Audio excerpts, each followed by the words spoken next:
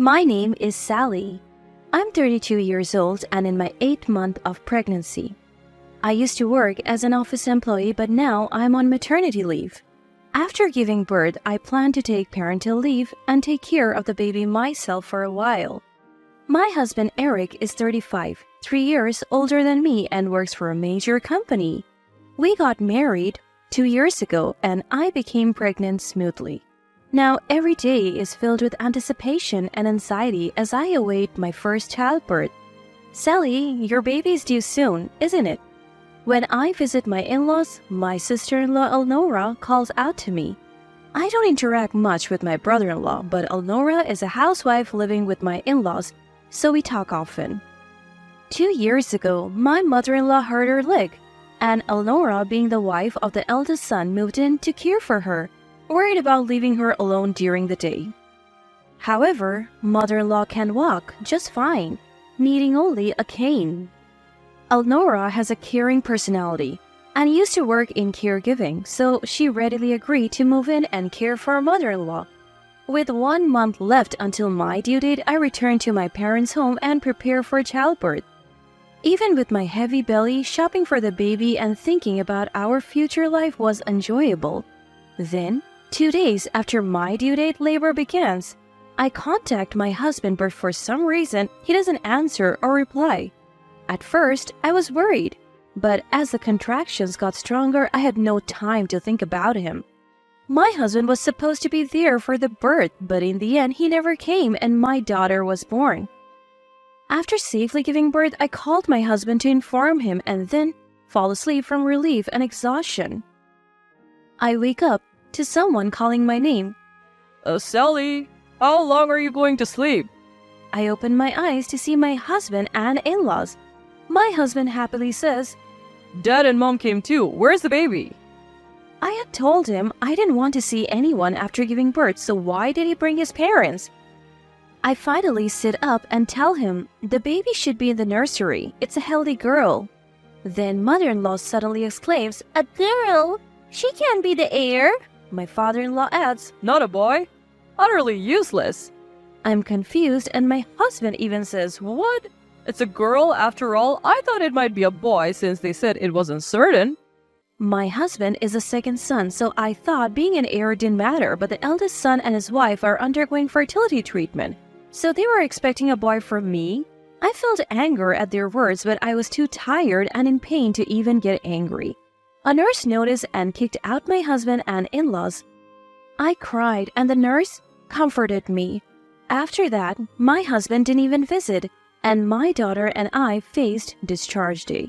My parents came to pick us up and we went home. My husband was kind when we got married, but he changed one day, and as the baby grew, I felt his feelings drifting further away. Just when I found out I was pregnant, my husband made a mistake at work and was demoted, resulting in a pay cut. It didn't seem like a big mistake, so I thought he could recover quickly. But he became upset that a colleague became his boss, lost motivation, and still hasn't been promoted. I hoped that having the baby might change him, but now I wonder what will happen. As I'm grappling with these feelings, my husband calls. I answer, hope in my heart. Sally, when are you coming back? I'm planning to come back in about a month, but I have luggage, so I want you to pick me up on a day that's convenient for you, Eric. Then my husband snorts and says something unbelievable. You know, I bought a condominium near the station. What? The high-rise condominium near the station? Yeah. Wait, the high-rise condominium is really expensive, isn't it? Yeah, and the view is amazing. Unbelievably, my husband tells me that while I was at my parents' house, he bought a luxury high-rise condominium, moved out of our old one, and has already moved in. What do you mean? We don't have that kind of money, do we? Unfazed by my panic, my husband says, I used the money from selling the family home as a down payment. What? He sold a family home? Well, what about his parents, his brother, and his wife? Ignoring my confusion, my husband laughed and said, From now on, we'll live with Mom and Dad. What? Dad? Mom? I can't keep up with his sudden words. Who are Mom and Dad? His parents? They're already grandparents and he's calling them Mom and Dad? As I'm speechless, my husband continues. After all, you're not working. You were just lying around at home, so I don't need you. That was only when I was bedridden with severe morning sickness or abdominal pain, not always. Rather, since I went on maternity leave, I've been doing all the housework we used to share. He didn't have to say it like that. As I'm thinking this, my husband says something even worse.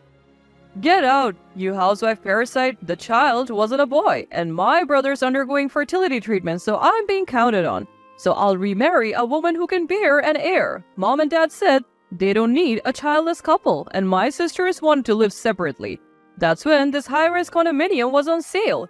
Your stuff is in a rental storage, so go get it sometime. Well, anyway, we're getting a divorce. With that, he hung up unilaterally. I'm stunned. I have lost my place to go home? Whether it's sadness or regret, tears naturally spill. I try to think about what to do next, but I can't find an answer. At that moment, my daughter wakes up crying. Wiping my tears and holding my daughter, I realize that I'm the only one who can protect her, and I must be strong. Seeing my daughter stop crying and smile, my heart is soothed. I stand up and begin to organize what I need to do. I tell my parents the situation, and of course they're furious, but I tell them I want a divorce and ask for their help. Half a month later, with no contact from my husband, I sent my father to tell him my intention to divorce. Then my husband called me right away. Hey, what's this about dividing property? The money in the bank account is mine. I won't give you even $1. I had been silent before, but after half a month, I had recovered both mentally and physically. And I wasn't going to be like before. True, the account was in Eric's name, but that was shared property for both of us. In fact, I also put money into that account for living expenses, so it's all subject to property division. What? But it's in my name, right? That's why it's shared property. I didn't think he was that dense, or maybe he's just being self-serving. Either way, whether my husband understands or not, I will make sure the property is divided. Even if you don't agree, we will divide the property properly. Besides, you're the one who said you wanted a divorce, right? I want to divorce someone like you, so just sign the divorce papers, okay? How dare you talk to your husband like that after I've supported you all this time? Fine, I'll divorce you. I'll write it right now. Just wait. I deliberately angered my husband to get him to write the divorce papers, and this strategy seemed to be a great success. After hanging up, I withdrew money from the account where I managed the household finances. I couldn't withdraw it all at once due to the limit, so I took it out over several days. But my husband didn't seem to notice, and he didn't say anything. I submitted the filled-out divorce papers that my father brought back the next day, and they were accepted. And we officially became strangers. I'm struggling with my first child-rearing experience while staying at my parents' house. I'm gradually getting used to parenting, and above all, my daughter is adorable and I feel happy. A few months later, while soothing my daughter, someone came to visit. It was my ex-husband, Eric. I hadn't seen his face since my daughter was born, but I didn't feel anything. I wasn't angry or sad. I responded expressionlessly. What? This is a nuisance. Then Eric suddenly bowed his head. Sally, please come back. I could only sigh at the expected turn of events. I tried to close the door silently, but Eric sat down in front of it and started talking unilaterally.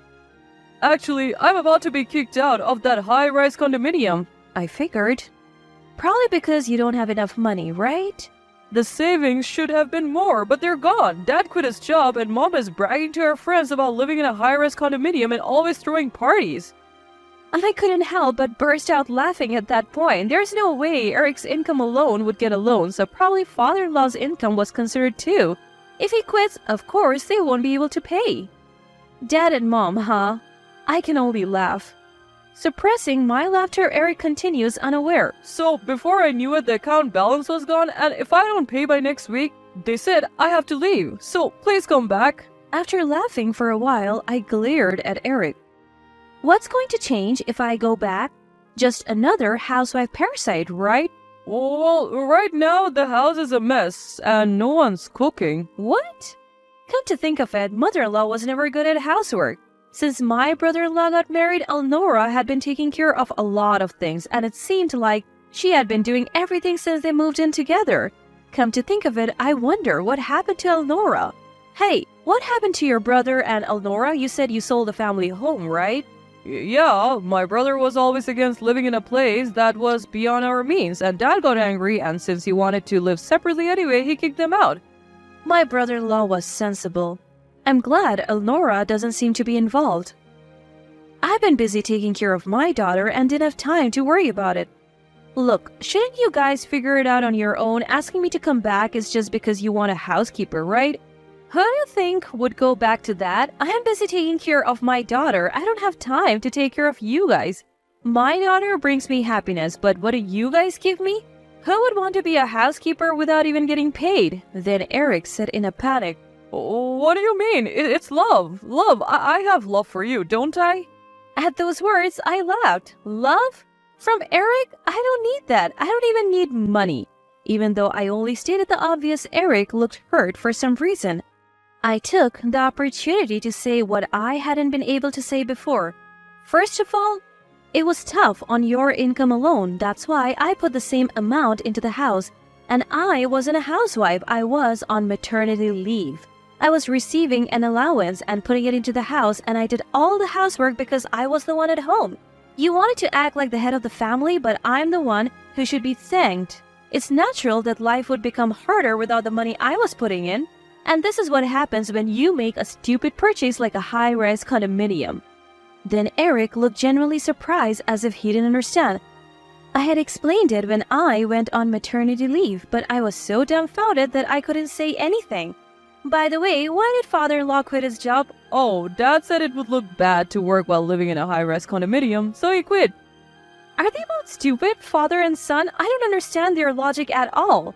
And what's with this papa and mama thing? Have you been holding back and calling them father and mother in front of me?